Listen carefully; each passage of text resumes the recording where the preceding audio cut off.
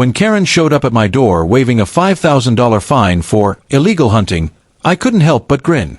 She had no idea that slip of paper would set off a domino effect that'd leave the entire HOA crying foul. They thought they ruled every blade of grass in this neighborhood.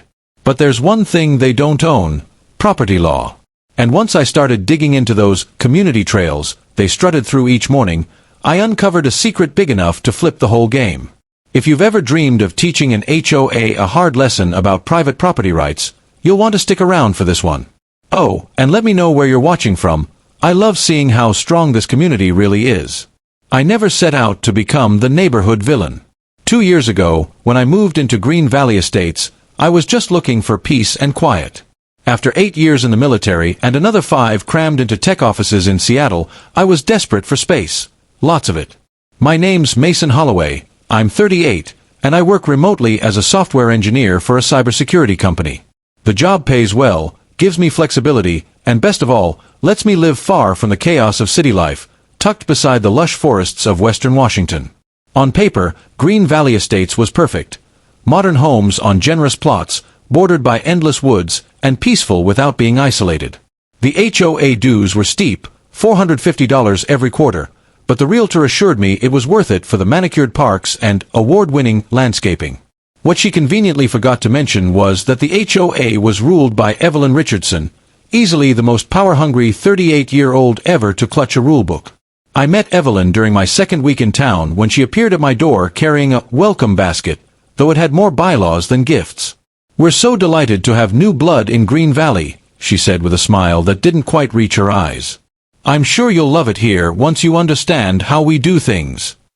That should have been my first red flag. Evelyn, with her perfect bob and polished athleisure, was a senior manager at a top law firm and had been HOA president for 5 straight years. I'd later learn her unopposed elections weren't a sign of admiration, just fear. For the first few months, I kept my head down. Paid dues on time. Mowed the lawn exactly to spec. Skipped the monthly HOA meetings that, according to my neighbor Sarah Johnson, felt more like Evelyn's personal courtroom than a community discussion. Sarah, a 35-year-old elementary school teacher 2 doors down, was one of the few genuinely kind people there. She'd drop by with cookies and quiet advice. "Don't let Evelyn get under your skin," she told me. "She means well, sometimes. She just believes her way is the way." I might have stayed off Evelyn's radar forever, if not for my weekend hobby. Growing up in rural Montana, my grandfather taught me to hunt before I could even aim straight. For me, hunting wasn't just a pastime, it was tradition, a way to reconnect with calm and focus. One October weekend, I stumbled across a large patch of woods behind the community, roughly 80 acres of untouched forest with a stream winding through it. It looked like the perfect spot for deer season. Curious, I checked county records. The land belonged to Frank Williams, an 83-year-old who'd moved to Florida years ago but still owned the property. I managed to find his email and sent a polite note explaining my interest in hunting there and promising to treat it with respect. To my surprise, he wrote back the next day. "Son, I've owned that land for 50 years, he said. "Used to farm those clearings before my arthritis got bad. If you want to hunt, go ahead. Just be respectful, and send me a picture if you bag a nice buck." What I didn't know then was that Evelyn and her inner circle had been using Frank's land for years, carving their own unofficial trails, placing benches and bird feeders, and pretending it was part of the HOA's nature preserve. All without permission. That little detail would soon become very important. One chilly November morning, I set out before dawn, rifle in hand, and settled into a clearing Frank had recommended. Around 9 a.m., my patience paid off. A strong 8-point buck stepped out of the brush. I took a clean shot. As I was field dressing it, I heard voices coming from the trail. Through the trees appeared Evelyn, leading 5 women in matching yoga gear, chatting about neighborhood gossip. The second she saw me, her expression twisted in shock. "What on earth are you doing?" she shrieked, yanking out her phone. "This is a protected area. Who gave you permission to murder wildlife here?" Before I could say a word, she was snapping photos and threatening to call the police. "This is barbaric," she declared to her stunned friends, "and completely against Green Valley's environmental policies." I tried to explain that I had the landowner's written permission, but she cut me off with a scoff. "We manage these trails," she said sharply. "Hunting is strictly forbidden." That was the moment I realized the HOA didn't just want to dictate mailbox colors. They wanted to own everything. They wanted to run my life. 3 days after the woods confrontation with Evelyn, I found an official-looking envelope stuck to my front door. Inside was a notice of violation from the Green Valley Estates Association, cited for cruel hunting activities causing community disturbance, demanding $5,000 within 30 days. My first reaction was disbelief, then a flash of anger. I knew enough about HOA rules to recognize they had no authority over actions taking place off HOA land, especially when I had explicit permission for the property owner. I called Sarah right away. She sighed as soon as I told her. "That sounds like Evelyn," she said. "She's been talking about this at school, making you sound like some kind of serial killer. A few parents are worried there's a dangerous element in the neighborhood now." She lowered her voice even over the phone. "Look, Evelyn's been leading those Green Valley wellness walks through those woods forever. She brags about it to new buyers, exclusive access to private trails. I don't think she's ever bothered to check who actually owns that land." The next HOA meeting was the following evening, and I decided to go and fight the fine. The community center meeting room was unusually packed when I arrived. Evelyn sat at the head of the table, flanked by Marcus Bennett, the 42-year-old vice president who worked for the local government and mostly functioned as her echo. To her right sat Richard Cooper, the 55-year-old treasurer, looking uneasy.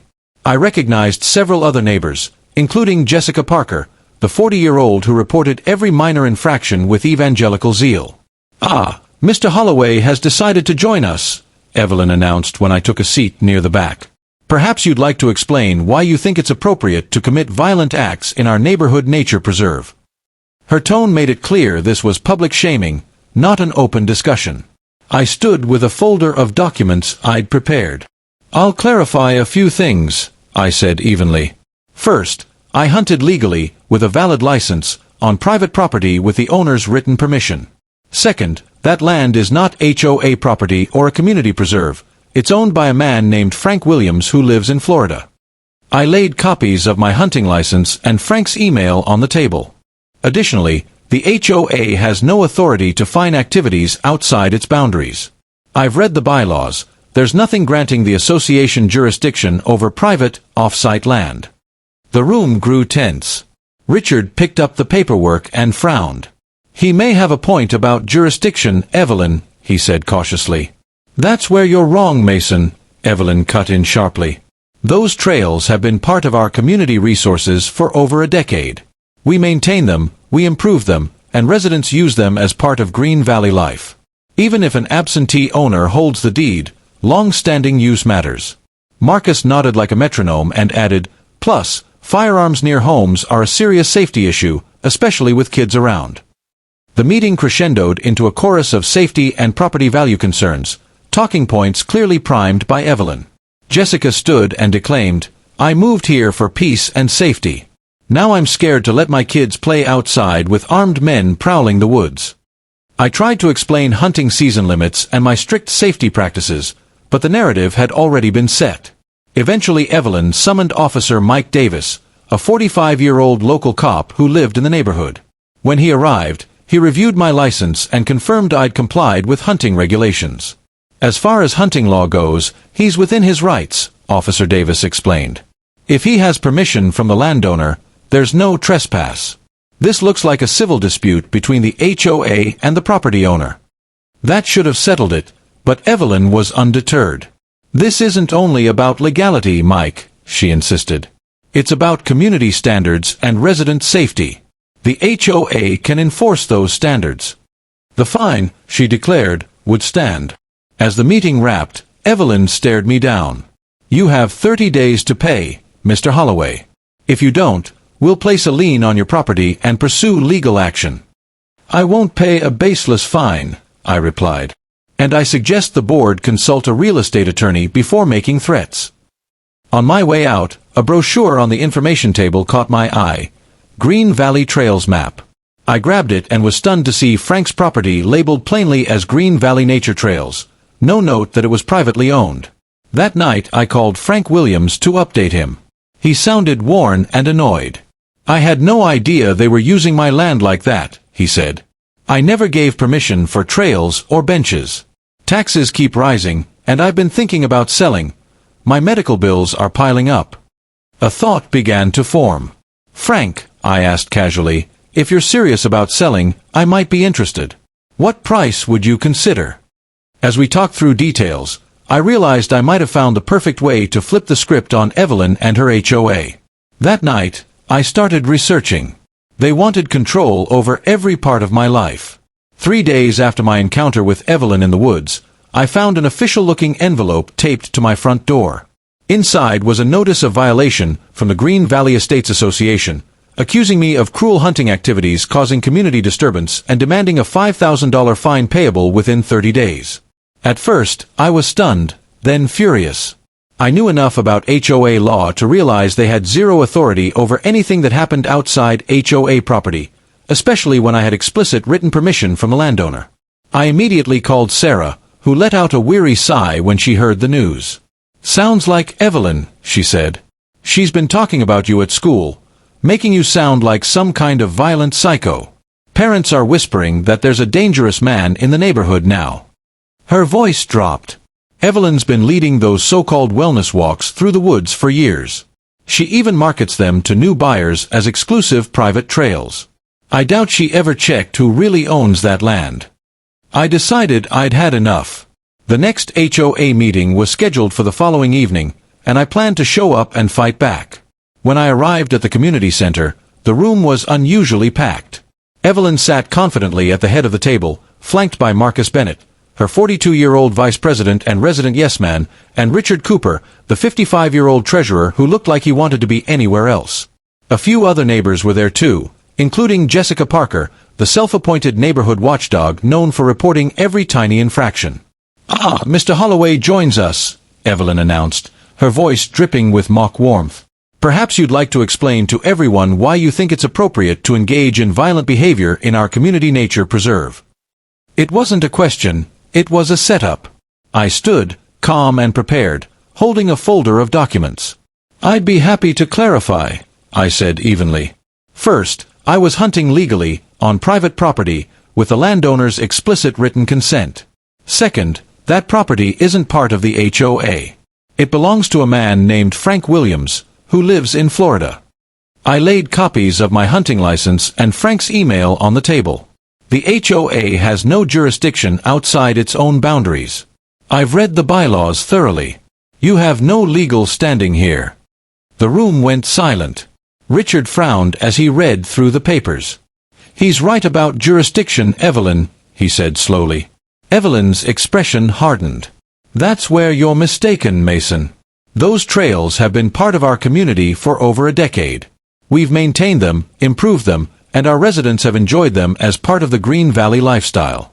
Whether an absentee owner technically holds the deed is irrelevant." Marcus nodded eagerly. "And firearms so close to residential homes pose a serious safety concern, especially with children nearby." The discussion quickly devolved into chaos. Several residents parroted Evelyn's talking points about safety and property values. Jessica Parker stood up dramatically and declared, "I moved here because it was safe. Now I'm terrified to let my kids play outside with armed men in the woods."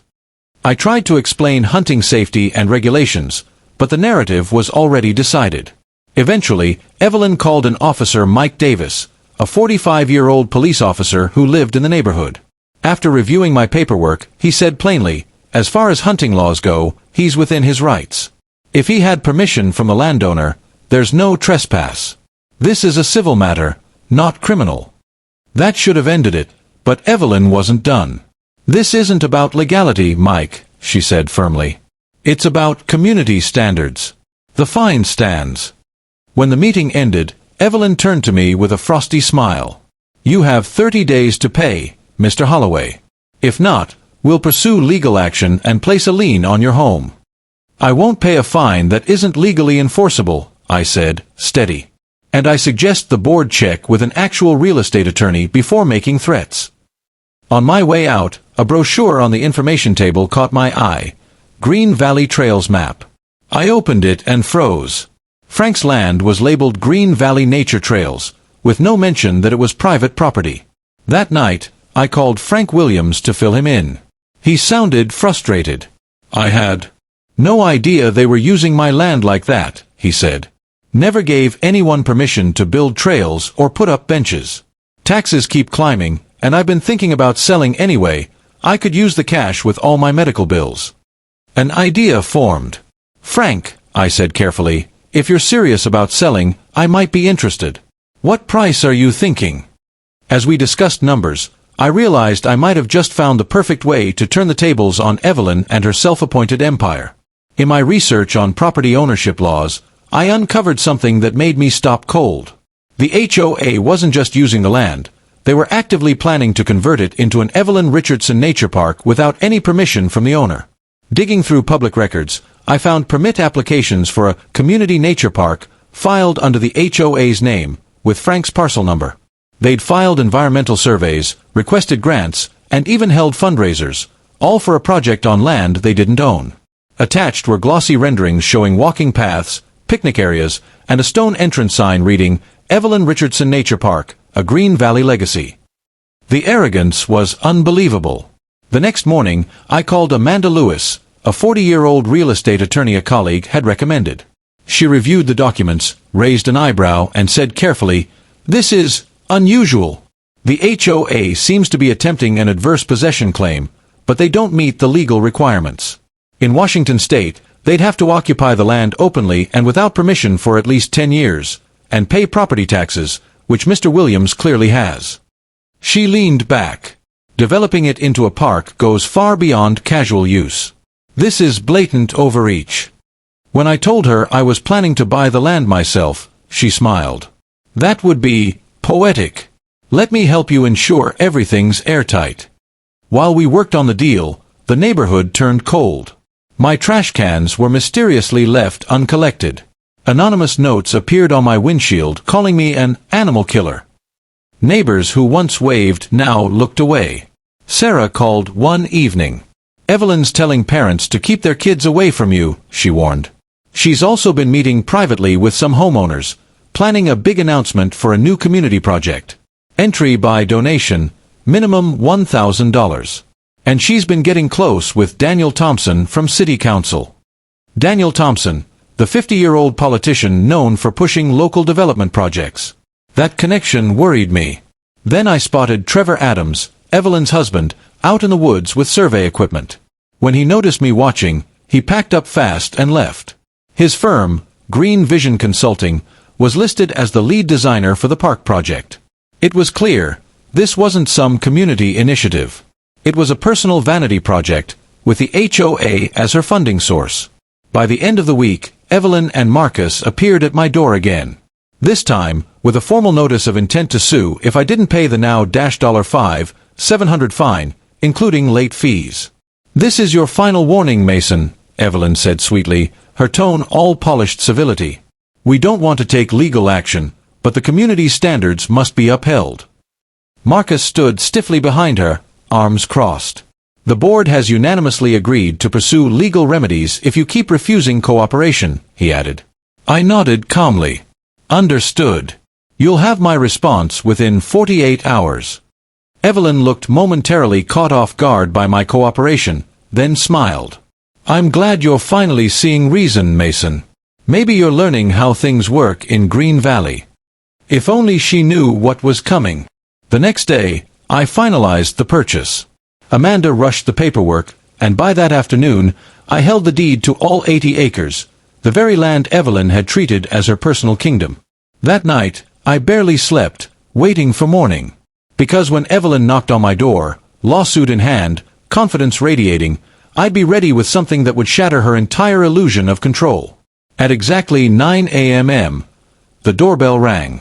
Evelyn stood there, immaculate as ever in a blue blazer and white slacks, hair flawless despite the drizzle. Marcus hovered behind her clutching a leather portfolio, likely full of empty legal threats. "Good morning, Mason," Evelyn said smoothly. "I trust you've had time to reconsider." While digging through property ownership records, I stumbled upon something that made my heart skip a beat. The HOA wasn't just trespassing on the land. They were actively planning to convert it into the Evelyn Richardson Nature Park, without so much as a word to the rightful owner. That discovery changed everything. Buried deep in the county's public archives, I found development permits filed by the HOA for a so-called community nature park. The applications listed Amanda Lewis as the project manager, all for land that still legally belonged to Frank Williams. They'd submitted environmental surveys, applied for public grants, and even hosted fundraisers, all centered around a property they didn't own. Attached were polished architectural renderings showing winding walking paths, shaded picnic spots, and at the entrance, a stone sign proudly reading, Evelyn Richardson Nature Park, a Green Valley legacy. The audacity left me speechless. The next morning, I reached out to Amanda Lewis, a 40-year-old real estate attorney recommended by a colleague. She examined the paperwork I'd gathered and lifted an eyebrow. "This is unusual," she said carefully. "The HOA has essentially tried to claim the land through adverse possession, but they don't meet the legal requirements.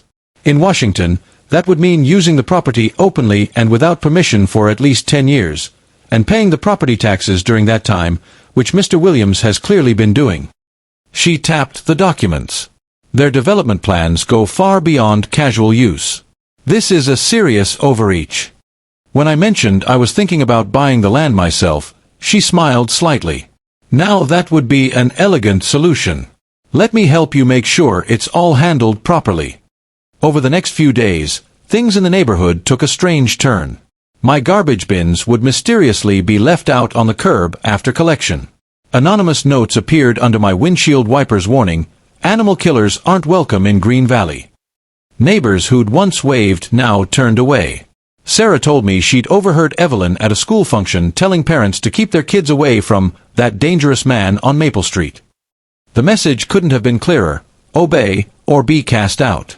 While that quiet social warfare played out, I kept working with Frank Williams and Amanda Lewis to finalize the land deal. Frank had originally asked for $800,000, but after some back and forth, and given the property's isolated location, we settled at $750,000. It was a heavy price, nearly everything I'd saved plus part of an inheritance from my grandparents. But I saw it as both a sound investment and a way to finally secure peace of mind. Amanda fast-tracked the paperwork, setting a closing date for the following week.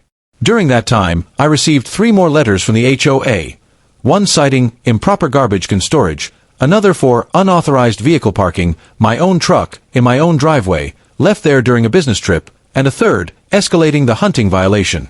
They've been collecting trail improvement assessments for 3 years, large sums, but the books don't add up. When I asked questions last year, Evelyn shut me down. When I asked about the missing funds, I was told that the financial details were confidential due to ongoing negotiations. That explanation didn't sit right with me. Robert's confession was a bombshell. What he described went far beyond HOA overreach. It hinted at something darker, potential financial misconduct. As I thanked him for speaking up, Robert gripped my arm with genuine worry. "Be careful," he warned quietly. "Evelyn doesn't take losing well. She and her husband have deep connections around here." His warning wasn't lost on me. What Robert had revealed didn't just strengthen my legal footing, it gave me a weapon that could finally bring Evelyn Richardson's reign over Green Valley Estates to an end. The emergency HOA meeting that night was every bit the spectacle I expected. The community center was jam-packed with residents, most of whom I barely knew despite living there for 2 years. Evelyn stood confidently at the front of the room, mask of composure restored, though the tension in her eyes betrayed her anger. "We've called this special session to discuss a matter that affects the entire community," she began smoothly. "Mr. Holloway has purchased the land adjacent to Green Valley, the same land we've used as nature trails for more than a decade. He's now threatening to restrict access and erase years of community effort." Murmurs spread like wildfire through the crowd. Evelyn continued her well-rehearsed speech, painting me as an outsider who didn't respect community spirit, a selfish man choosing personal gain over collective good. Marcus stood beside her, nodding gravely at every accusation. When she was done, Trevor Adams, her husband, stepped forward with glossy presentation boards displaying polished renderings of the Evelyn Richardson Nature Park. There were walking trails, a playground, even an outdoor amphitheater for neighborhood events. "All of this is now at risk," he declared solemnly. Years of hard work and planning could be lost because one individual refuses to cooperate. By the time I was given the floor, the room's mood was hostile. I took a slow breath. "I understand everyone's concern," I began, keeping my voice steady. "But there are some important facts you should know. First, that land has always been private property. The HOA never contacted the owner before building trails or installing benches. Second, the park plans you saw tonight were created without any legal right to that property. And third, the fundraising that financed this project was done under false pretenses, since the HOA never had lawful claim to the land in the first place." The reaction was immediate. The room erupted in a mix of outrage and disbelief. Some shouted questions about where their donations had gone. Others accused me of sabotaging community progress. Through the uproar, I noticed Nancy Roberts, the 42-year-old HOA secretary, watching the chaos with a nervous expression, not anger but fear. When our eyes met, she quickly looked away. Richard Cooper, the treasurer, was also uneasy, rifling through papers and whispering frantically to Marcus. As the meeting devolved into shouting factions, Sarah approached me quietly as I stepped outside. "That was wild," she whispered. "But you've got people talking. Some of the long-time residents are starting to question where the money really went. No one seems to know exactly how much was raised, or what it was spent on." She hesitated, glancing around. "I think Nancy knows something. She's been acting jumpy ever since the park project started. You should try talking to her." Over the next 3 days, I focused on securing my land. Contractors installed no trespassing signs around the perimeter, though by the second day, half of them had already been torn down or vandalized, just as I'd expected. Luckily, I'd set up trail cameras beforehand. The footage clearly showed Marcus Bennett and several other HOA members sneaking onto the property at night to remove the signs. I knew those images would come in handy later, but my main priority was the financial trail Robert had mentioned. With Amanda Lewis's help, I filed public record requests for all HOA financial documents tied to the park project. While waiting for those to come through, I reached out to Nancy Roberts under the pretense of discussing the vandalism. She initially refused, too frightened to be seen with me, but eventually agreed to meet at a small cafe 2 towns over, a place far enough from Green Valley to feel safe. "I shouldn't even be here," she whispered the moment we sat down. "Evelyn has people watching. She finds out everything." Her confession came spilling out soon after. As HOA secretary, Nancy had access to all the internal records, including the Nature Park Development Fund, a special account that had collected more than $75,000 in resident contributions over the past 3 years. "The money goes into the fund," she explained, "but then Evelyn authorizes big transfers to a consulting firm, Green Vision Consulting, supposedly for design work and environmental studies. The invoices are vague, but the payments are processed immediately, without board review." "And who owns Green Vision Consulting?" I asked, already suspecting the answer. Nancy nodded grimly. "Trevor Adams. And his business partner is Patricia Bennett, Marcus's sister. The contracts were awarded without bidding, justified as specialized services. Evelyn approved everything herself." Then she slid a small flash drive across the table. "I've been making copies," she whispered. I wanted to say something, but Evelyn made it clear my job at the school district would be in jeopardy if I caused trouble. Her law firm represents the district, and she's close friends with the superintendent. Armed with that evidence, I contacted Detective Alex Morgan, a 40-year-old investigator with the county sheriff's office known for his work in financial crimes. After reviewing Nancy's files, he leaned back and said gravely, "This isn't just an HOA squabble anymore. If they've been soliciting donations for a project they never had legal authority to build, we're potentially looking at embezzlement and fraud. If the HOA knowingly used land they didn't own for a project and funneled those funds into a company controlled by the board president's family, that crossed several legal lines."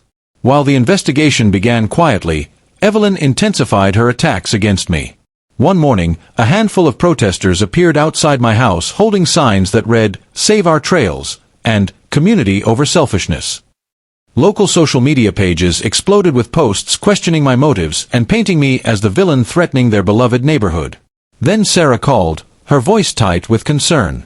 The school principal had casually mentioned her friendship with me, warning that it might complicate her upcoming contract renewal.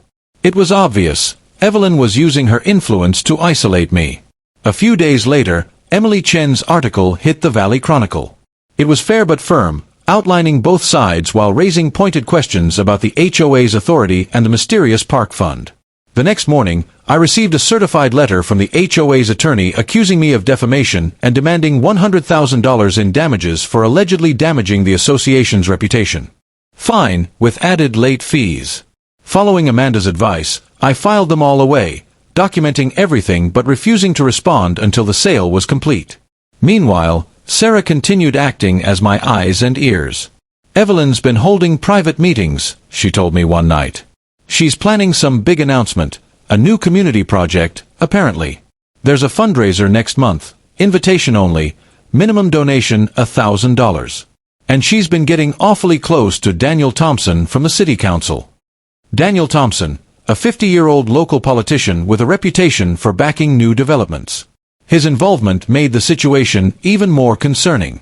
Soon after, I spotted Trevor Adams, Evelyn's husband, an architect by trade, surveying the land with professional equipment. When he noticed me watching from the tree line, he quickly packed up and left. His firm, Green Vision Consulting, was listed as the lead designer on the park's permit applications. Everything pointed to one thing: a carefully orchestrated effort to take over Frank's property for Evelyn's self-serving vanity project. By the week's end, Evelyn and Marcus showed up at my door again. This time, they carried a formal notice, a final demand for payment of $5,700 in accumulated HOA fines, including penalties. "This is your last warning, Mason," Evelyn said, her voice laced with false sympathy. "We'd rather not take legal action, but community standards must be upheld." Marcus stood just behind her, arms folded, trying to look authoritative but mostly appearing uneasy. "The board has voted unanimously to pursue legal remedies if you continue to refuse compliance," he added stiffly. I smiled politely. "I understand. You'll have my response within 48 hours. Evelyn's expression softened with smug satisfaction. "I'm glad you're finally seeing reason," she said. "Perhaps you're beginning to understand how things work in Green Valley." If only she knew. The very next day, I closed on the purchase of Frank's 80 acres. By afternoon, I was holding the deed in my hands, my name printed clearly where Frank's used to be. The same land Evelyn had been treating as her personal property was now legally mine. That night, I could barely sleep, knowing that when she came to my door the next morning with her lawsuit, I'd be ready with something that would leave the entire HOA stunned. Right at 9 a.m., my doorbell rang. Evelyn stood there in a crisp blue blazer and white pants, her hair immaculate despite the drizzle. Marcus clutched a leather folder behind her, likely filled with threats and legal jargon. "Good morning, Mason," she said coolly. "I trust you've had time to reconsider your position on the HOA violations." Her tone implied she expected complete surrender. I grinned and stepped aside. "Actually, I have something important to discuss with both of you. Please, come in." Thrown off by my pleasant tone but unwilling to show hesitation, Evelyn walked in, Marcus following closely. She sat and immediately took charge. "Before you start, I should let you know we've already filed paperwork with the county court," she announced smoothly. "If you're ready to settle today, we can withdraw it before it proceeds further." "That's fascinating," I replied calmly. "But I think you'll want to take a look at this first." I slid a folder across the table. Inside was the deed to Frank Williams's 80 acres, now officially under my ownership, along with a detailed map marking the property boundaries. "As of yesterday," I said, "I'm the legal owner of the land where that so-called hunting violation occurred. And not just that, I now own every inch of the area where your HOA has been cutting trails, installing benches, and planning a park without permission." The color drained from Evelyn's face. She snatched up the papers, scanning them quickly as Marcus leaned over her shoulder, his face shifting from confusion to alarm. "This can't be right," she murmured. "The community has used those trails for years. We have established rights." "Adverse possession," I interjected. "My attorney assures me you don't qualify. You never paid property taxes, never obtained permission, and never even notified the rightful owner of your plans. In fact, I have documentation showing your board intentionally avoided contacting him while raising funds for the project, which could be construed as fraud." Marcus tugged at his collar, clearly sweating. "Evelyn, maybe we should consult with—" She silenced him with a glare. "This doesn't change anything," she snapped, though her voice trembled slightly.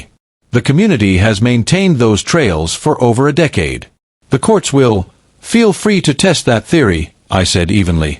"In the meantime, as the property's legal owner, I'm issuing a formal cease and desist order. All HOA activities on my land stop immediately. Trails, benches, bird feeders, everything must be removed within 7 days." I slid another document toward them. "And this," I added, "is a cease and desist from my attorney regarding the fraudulent park plans. All fundraising and permit applications must be withdrawn at once." Evelyn shot to her feet, her composure cracking. "You have no idea who you're dealing with," she hissed. "I built this community. Everyone here respects me. One outsider with a deed won't change that. The HOA board stands behind me completely." I remained seated, meeting her glare steadily. "That may be true," I said. "But the law stands behind me, and unlike HOA bylaws, it's actually enforceable." They stormed out, Evelyn fuming, Marcus trailing behind. I watched from the window as they rushed across the street to Jessica Parker's house, no doubt to start their damage control. Within hours, Sarah texted me, "Emergency HOA meeting tonight at 7 p.m. Everyone's talking about you buying the hiking land." Evelyn's furious. By that afternoon, I'd ordered no trespassing signs to be installed around the property perimeter and hired a contractor to post them the next day. As I was getting ready for the meeting, my doorbell rang again. This time, it was Emily Chen, a 39-year-old journalist from the Valley Chronicle. "Mr. Holloway," she said briskly, "I'm Emily Chen. We've received tips about a dispute between you and the Green Valley HOA. Would you like to comment?" Her directness was refreshing after months of passive-aggressive hostility. I invited her in and explained the situation, sticking carefully to verifiable facts. Emily took meticulous notes, her eyes widening at key moments. "So, you bought the land legally, and the HOA has been using it all this time without permission, and they even plan to name a park after their president," she said, shaking her head. "This is going to be quite a story." Just before I left for the HOA meeting, an elderly man approached my door hesitantly. He introduced himself as Robert Jackson, a 65-year-old retired accountant who'd lived in Green Valley for 2 decades. "I need to talk to you privately," he said, glancing nervously around. "It's about Evelyn, and that land you just bought." Inside, he revealed that he'd once served on the HOA board, back when they first discovered the property was privately owned. "Evelyn told us to drop it," he confessed. "She said finding the owner would complicate things, that adverse possession would take care of it eventually. I quit the board over it. She's been running things her way ever since." He also hinted at something darker, irregularities in the HOA's finances. The letter claimed the financial allegations were malicious lies meant to distract from my supposed violations. That evening, Detective Morgan called unexpectedly. "We've reviewed preliminary bank records," he said without preamble. "In the past 3 years, Green Vision Consulting has received $68,000 from the HOA's special fund. The company has only one client, the HOA, and the invoices show inflated charges at nearly triple the normal rate. We're moving forward with the investigation." At the next HOA meeting, Evelyn was visibly on edge but masked it behind her usual poise. "We will not be intimidated by baseless accusations," she declared to a room full of uneasy residents. "Mr. Holloway is trying to divert attention from his own violations by attacking those who've dedicated themselves to this community. The board will defend itself against these slanderous claims." But as she spoke, I noticed the shift in the room, whispered exchanges, uneasy glances. The doubt was spreading. Evelyn sensed it too and turned her glare toward me. "You've made a serious mistake, Mason," she hissed. "When this is over, you won't just lose this fight. You'll regret ever moving here. I'll make sure of it." Her public threat, witnessed by dozens, was exactly what I needed. Leaving the meeting, I knew the time for defense was over. The next move was mine, and in 24 hours, Evelyn Richardson wouldn't be the one in control anymore. The next morning, I invited Emily Chen over for an exclusive follow-up. When she arrived, I laid out everything. financial records linking payments to Green Vision Consulting, incorporation documents showing ownership by Trevor Adams and Patricia Bennett, fundraising flyers that falsely claimed HOA ownership of the land, and sworn statements from Frank Williams and Robert Jackson confirming the board had knowingly concealed the truth. I even included the audio recording of Evelyn's public threat and written witness statements from residents who'd heard it. Emily flipped through the evidence, her expression shifting from curiosity to astonishment. "This is substantial," she said quietly. "And Detective Morgan is already investigating?" I nodded. "He's treating it as a potential financial crimes case, not just a neighborhood feud. He's interviewing other board members today." Emily promised her story would go live online that evening.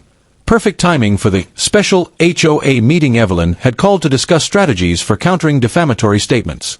While Emily prepared the article, Amanda and I drafted letters to every Green Valley resident, documenting how their donations had been misused and including trail camera photos of HOA members tearing down my property signs at night. The letter ended with an offer. I would open a legitimate, insured community trail on part of my land, if the current HOA leadership resigned and implemented transparent financial oversight. By late afternoon, word spread that Detective Morgan had visited both Richard Cooper and Nancy Roberts, likely taking official statements. Evelyn scrambled, calling residents and urging them to stand united against lies. But her support was unraveling fast. John Peterson, a retired banker who'd donated $5,000 to the park fund, was calling neighbors, demanding answers. Cynthia Miller, once Evelyn's staunch ally, publicly requested a full audit of all association finances. That night's special meeting was unlike any other in Green Valley's history. The community center overflowed with residents, their voices sharp with tension. Evelyn arrived with Trevor and Marcus, visibly nervous but still clinging to authority. As soon as she tried to start the meeting, angry questions erupted from the crowd. "Is it true you've been funneling money to your husband's company? Why didn't you tell us the land wasn't even ours to build on?" "Another!" someone shouted from the back, the room erupting again. Evelyn tried to regain control, her voice rising above the noise. "These accusations are malicious fabrications," she barked. "Mason Holloway is manipulating this community for his own agenda. Yes, Green Vision Consulting has done work for the HOA. Every payment was properly documented and approved. The fact that Trevor happens to be a principal doesn't change the quality of service we received." But her defense only fueled more outrage. "You never disclosed the conflict of interest," Richard Cooper shouted, stunning everyone by breaking ranks. "I approved those payments because you swore everything was legitimate." The room descended into chaos, shouts, arguments, disbelief, until the doors opened and two men stepped in. District Attorney William Hayes and Detective Morgan quietly took positions at the back, observing. The sight of them drained the last of Evelyn's composure. "This is ridiculous," she snapped, slamming her hand against the podium. "Everything I've done has been for this community. Maybe I bent a few procedural rules, but only to make this park a reality. Would you rather some armed outsider control our access to nature?" Her words hung in the air, heavy and desperate. Then Nancy Roberts rose from her seat, trembling but resolute. "That's not true, Evelyn. And you know it," she said firmly. "You hid information about the land.